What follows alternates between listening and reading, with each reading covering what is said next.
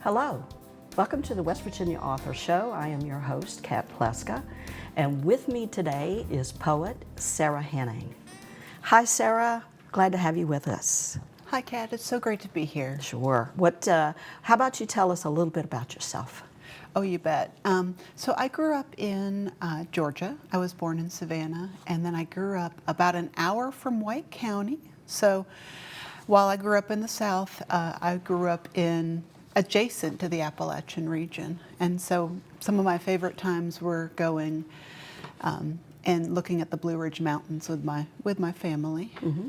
And I went to the University of Georgia on scholarship.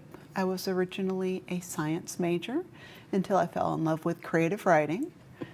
And I really never looked back from that. Okay. And I was really blessed a couple of years ago to have taken the job at Marshall as a poet there. So yes, we share the English department. Yeah. I work there as well. It's a wonderful place to be. They're It very really is. Supportive. Very grateful for that. Wonderful students. Yes, absolutely.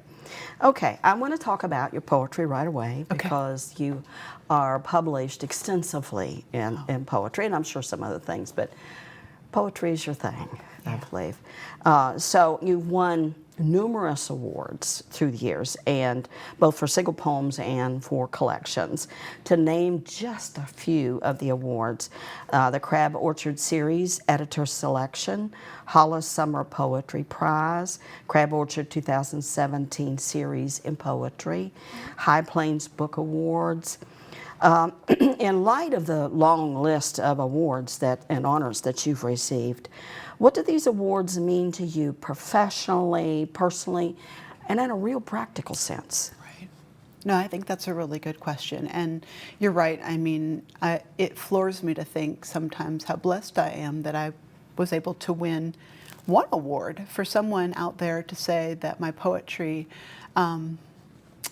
was going to be acknowledged, right, in some way. And for me, I think I like to think of the idea of an award as synonymous with a kind of acknowledgement. I grew up in a poor family, and for me, being able to get a scholarship to school, right, they were all competitive. That's how I was able to go to college. And so I've always equated this idea of an award with acknowledgement. And so for me, applying for book manuscript contests that would allow me to, say, join a press or a poetry series filled with poets and people that I admired. Mm-hmm. In a lot of ways, I thought about how I was yearning to be acknowledged by those particular audiences and to join that kind of a community. Mm-hmm. So I think for me, the idea of winning an award is not so much about the ego, but about joining a community. Oh, that's an excellent answer. I hadn't really thought about it that way, but you are in a community that awards and honors as well as being in other professional places. And it's helped you professionally to attain positions in higher ed and that sort of thing. So I want to move on to one of your early books. Sure. In your book, View from True North, in the back of the book, you have author's notes, and that's not uncommon for authors to do, sometimes in the front, sometimes in the back. Sure. But this is extra information you want the reader to know that you feel like they would appreciate knowing. But I have to say, in reading your notes in the back of that book, they're the most complete and the most earnest notes that I've ever seen. Right. Let me borrow your True North book here for a moment. There was a couple that I wanted to read in the back. That was just kind of amazing. For example, Camera Lucida, the discreet side of revelation, is a phrase my uncle once said to me. I am on the discreet side of revelation. Yeah. I mean, that's wonderful that you honored your uncle, that you took that phrase that he said to you. Yes. And recognized that. The Madeleine, This poem calls on and appropriates language from Lorene Nidecker's poem, Pay Into Place. Oh, my floating life, do not save love, for things throws things to the flood. Yeah. So there's some sort of reference in that poem Yeah. to those lines that she said. And there are quite a few in here like that Yeah. before you even start your acknowledgments. Yeah. You know, so that's wonderful how you pay homage Yeah. to where you get your ideas. Sure. Why? I don't think I've seen that in a lot of poets' collections. Yeah. Why do you feel compelled to include all those little minute Yeah. snatches of phrases or ideas that Sure. you find? Well, someone much wiser a long time ago told me, how dare we attempt to walk another's path, we barely know our own. Yeah.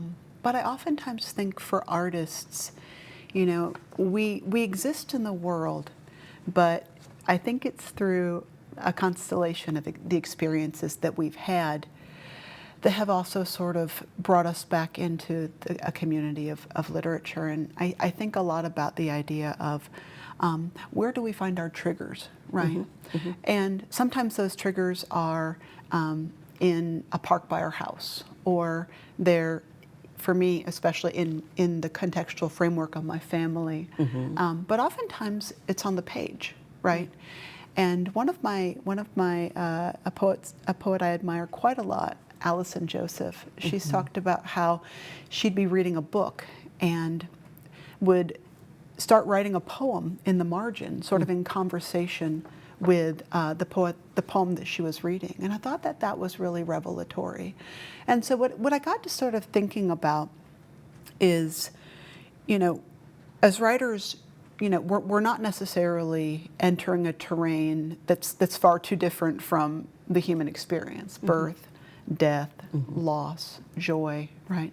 It's how we approach it. It's how we enter it. It's how our triggers bring us into it, right? That's what makes art what it is. And so for me, it's really important for me to pay tribute to the way in which I got to a poem. Okay. I think Benedict Anderson calls that imagined communities, right? And so I kind of like to think about the imagined community of a poem being a constellation of its triggers. Okay. All Yeah. right. Wonderful. When your writing efforts, your poetry, culminates in a collection of poems, Yeah. how do you decide which poems to include in any given collection? Right. Well, I think Kat, I think there's two different types of poets out there that I've come to know, and one of them is the poet who writes and writes and writes, and then eventually looks at what they've got and starts to say, well, which poems are talking to each other? You know, which are the strongest? You know, where can we start developing certain lines of reasoning? And I love poets like that. I want to be that poet. I'm not that poet. I am a project poet. I get an idea in my head about something that I'd like to explore. And then I start thinking about different poems that might retrofit themselves sort of into that complex sort of framework. And so for me, I'm almost always approaching a poem that would answer a particular question, or that would address something in a lineage. So for instance, in my book, Terra Incognita, I'm really sort of charting my grief journey after my mother lost her battle with cancer in 2016. So, you know, there's poems that talk about her illness. There's poems that talk about my experiences with grief. There's poems in which I'm existing in a community after that, right? And thinking about the way in which grief or her memory touched my life. So all of those fit within that concept of the elegy. So Okay. that's how I feel comfortable navigating a book. Okay. All right. Sounds good. You are certainly a prolific poet. So how do you carve out time to write? Well, I can tell you what I don't do. Okay. Good enough. I do not get up at 5 in the morning every single day and write. I respect people who do. A lot of my friends do that. I just, for me, I'm the kind of writer who recognizes that we have a full life, right? I'm a professor at Marshall University. I'm a wife. I have my animals, my beloved cats at home, and I recognize that writing is a part of my life, right? It's a big part of my life, but there's other parts of my life that comprise that whole experience. And so for me, I keep going back to something that a poet and memoirist I quite admire has talked about. She said that as a mother, as a teacher, and as an artist, when you give attention to one thing and you celebrate one thing, it takes away from another. And so it's this constant movement between. I try to protect the time that I have. So if I say carve away a few mornings during the school year or afternoon on a weekend, right? That's time that I really try to hold sacred for that purpose. Of course, I write more in the summer. I write more during breaks, but I also recognize that I've got a large literary community. I'm a professor, and there's things outside of the written page that, that call to me that also comprise what I take to be being a poet. And Okay. Being a working artist in the world. Okay. All right. Good. So we've talked a little bit about View from the North. How about Terra Incognita? Sure. Tell us a little bit about that and read a couple of poems from there. Of course, you bet. Terra Incognita is a book that really is a tribute to my mother, who lost her battle with cancer, like I said before, in 2016. She was a single parent. I was an only child, and so that mother-daughter bond was really important to me. And so when she passed away, it felt very important to write about it, to perhaps join that canon of grief literature. Terra Incognita is Latin for unknown territory or unexplored territory, and that's really how I felt when my mother passed away. I felt unmoored by grief. I didn't feel like I had solid ground under my feet, and so Terra Incognita moves between sort of the shock of the loss into a sense of what lies on the other side of grief. Okay. So yes, I would love to read a couple of poems for you. So one of them would be, I think I'll read Elegy with Saltwater Taffy, which is a book about joy, or a poem, I should say, about joy. So my father was a fireman, and he lost his life in the line of duty. And when he died, my mother and I still lived in Savannah, and I was young. And we oftentimes would go to River Street and go to River Street Suites, where we would watch taffy being made. And so it was fresh made taffy. There was always a couple of pennies for the taffy, and it was just a really lovely experience. So this is Elegy with Saltwater Taffy. River Street Suites, Savannah, Georgia, 1984. You could say we came, my mother and I, to watch the aproned man pour his tincture of cornstarch and sugar onto the metal table, wait until it hardened enough to be touched. You could say we waited for him to move it to the stretching machine, to wrestle and press the melon spice candy against the iron arms. You could say it amazed us, the physics of it, how something so simple could soften and harden like the whims of the body. We watched him conjure taffy into snake-like ropes, feed it into a 100-year-old machine, which cut, then folded each piece into waxed paper. But really, we came for the pieces he flung at us, how they arched in parabolas or shot like fastballs over our heads. I loved it when I could catch one, warmth still radiating, paper skin, the shape my mouth made around it. And after I'd beg my mother to walk by the river until my flip-flops burned the ridges between my toes, seagulls scattering when we came too close.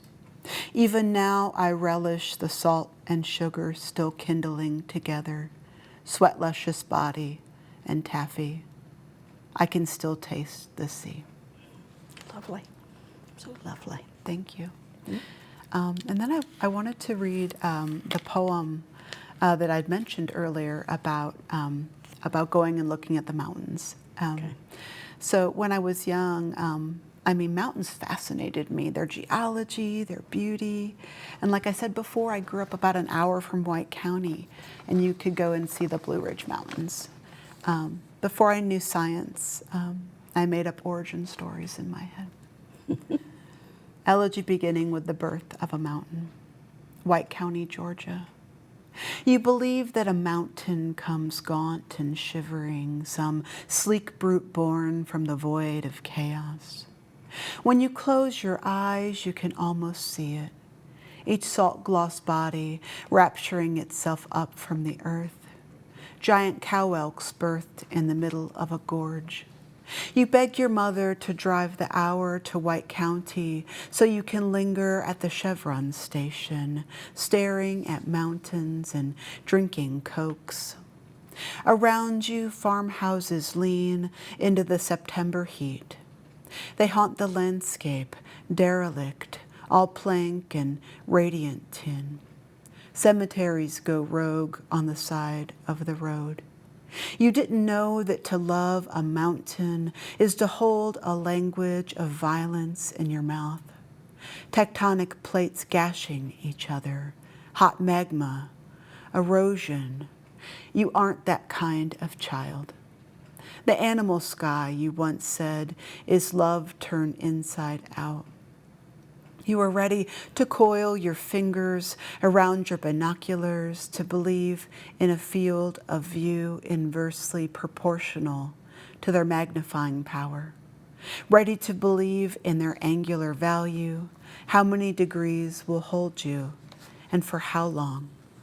What you see, ridges erased by haze, oaks, heat threatened, radiating isoprene, gas smattering the sky. Like the trees you're seized between beauty and blue's hazard, the ridge's tawny girth and the surge of the soul, so nakedly rising, it could be joy or sadness. Remember, you once called the sky dusk raw. Later, you'll want a world where tumors in your mother's body mean proud mountains move within her. Wow. It's amazing. It's a beautiful poem. Thank you. Absolutely. Well, let's turn to your latest collection, and that is Burn. Mm-hmm. I love the cover of it. Oh, absolutely. Thank you. It's just absolutely gorgeous. So tell us about the book and how you chose those particular poems to tell the story in Burn. Of course, right. So, of course, I just talked about my experience, my grief journey with my mother, mm-hmm. And her loss, at a really young age from cancer. And what I noticed was that time stopped making sense to me for a little while after my mother passed away. Hours bled into weeks, bled into months, and I recognized that my mother, in many ways, she was my view from true north. She was my compass, and unmoored by grief as I was, I didn't have that metric to kind of keep me tethered. And I know that's something psychological that oftentimes happens as a result of grief. And so I wanted to write a book about the moments that make us. I wanted to write a book about time, mm-hmm. the way we experience time, and how the different moments in our lives make us who we are. Okay. All right. Will you read a couple of poems from Burn, please? Of course I will. In fact, I will read the very first poem. Okay. And I'll read the very last poem. Oh, okay, good. Yeah. Nice bookcase, yeah. book endings. Exactly, mm-hmm. the frame. So my friend, the poet Frank Pano, said of this first poem I'll read for you, which is called Galveston, Texas, he said, "The poem is a curious hybrid, both celebration and elegy." And I agree with him. Every celebration I really think is an elegy, and every elegy is a celebration, a commemoration of those we love deeply and those we cherish beyond the boundaries of this earth. And for me, Galveston, Texas, was a special place when we lived down there. It's a beach town along the Gulf of Mexico, and I used to go there when I taught at Stephen F. Austin State University. Galveston, Texas. When brown pelicans torpedo the Texas coast, flare their guller pouches to sieve for prawns, they look like bombs falling from the sky. Tell me that the world is on the verge of ending, and I'll believe you. Wings clenched to plunge, like guns they unfurl for the cock. Sea-shocked, I watch them cull through spume, seize up, kill. In a moment's flash, they rise back to the world of the living. Since noon, they've slashed past my condo's glass. Even the wind seems complicit, brutalizing dunes, whipping away umbrellas shanked into sand. Pod, squadron, fleet. Such warlike names for creatures who loiter in the shallow like yachts. I don't want the miracle of a hunt to end at the surface, the way time or pelican arrows its hunger into any wave's brine-bruised crest.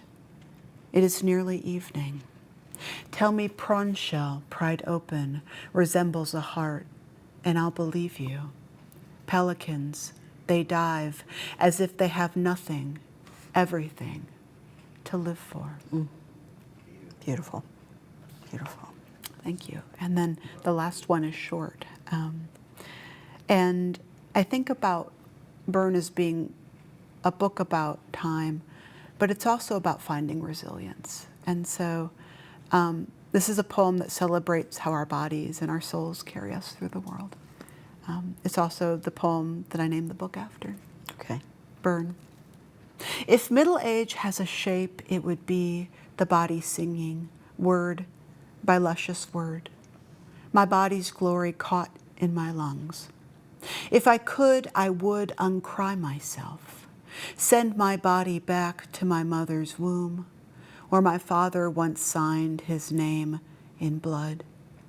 I hung there, seam of cells fixed to my holy order, love's microscopic blaze, so much like breathing. My heart still twined to my mother's. Her body, it held me like she hadn't given up. I longed to be pulled from my mother some August long ago and lie on her chest, naked, cord uncut, hair matted to my skull. I want to fill again the hollow in my mother death will not take as its house. Teach me, body, to unscar what is scarred, to cherish the uncharitable, my breasts whipped philosophers, my eyes a murder of crows. My thighs are engines, leave traces of fire as I rise up. Watch me rise up. Wow, that's very powerful. Thank you. Oh, I love it. I noticed in Burn in the front, you write, in memory of John Tribble. Could you tell us who he is? John Tribble was one of the best poets, best editors, best people that I've ever had the privilege to meet. He was a professor at Southern Illinois University, Carbondale, and for years he served as the series editor of the Crab Orchard series. And so for me, he was my first point of contact when I won the Crab Orchard Open for View from True North. I was still grief-stricken. I was out in the Great Plains looking at cranes that spring. They're beautiful if you can, get out there and see them. And I got a phone call, and I pulled off at a Casey's gas station to get some better reception, and it was John Tribble on the other line. He told me I won the prize. He told me, Sara, your life is going to change as a writer. And he was absolutely true. He was the editor for that book. He was my mentor. When he lost his life quite suddenly in 2019, I think the entire poetry world just reeled. And so this book is editor's selection and joining a few books that came out after he passed away. And so I thought, what better way to honor him?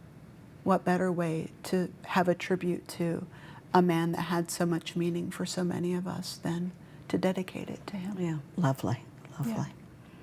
So you have so many projects that you've completed. So tell us about your next one. Yeah. Well, as you know, there's always an iron in the fire. Yes, yes, I do know. So I'm actually writing about an artist that I have been enamored with since I was a little girl. Oh. Vincent van Gogh. Oh, okay. My mother, and I'm sure she picked it up at a yard sale for pennies on the dollar, but she had a big screen print of Cafe Terrace at night. And I used to just love looking at it and thinking about how Van Gogh is this person that we love his art, but in some ways we fixate or we fetishize his madness, right?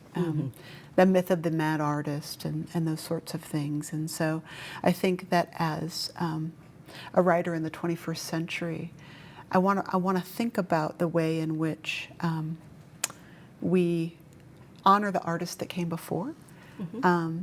We think about the art that maybe served as triggers for us as we found our ways into being artists in our own right, but also to sort of reclaim the man from the myth. Okay. So it's in a way ekphrastic in nature, which is a response to art, right? It is. Do you write any of those ekphrastic type of poems? I do in this collection. You do in this collection. Yeah, and they're also epistolary, so I'm actually writing to Van Gogh. So writing letters to Van Gogh, talking about art, talking about experience, thinking about the ways in which he came to his art through great difficulty. But He did. But he managed to turn a difficult life into something beautiful. He did. I'm not sure he knew that in the end. No. Okay, I have a surprise question for you. Okay.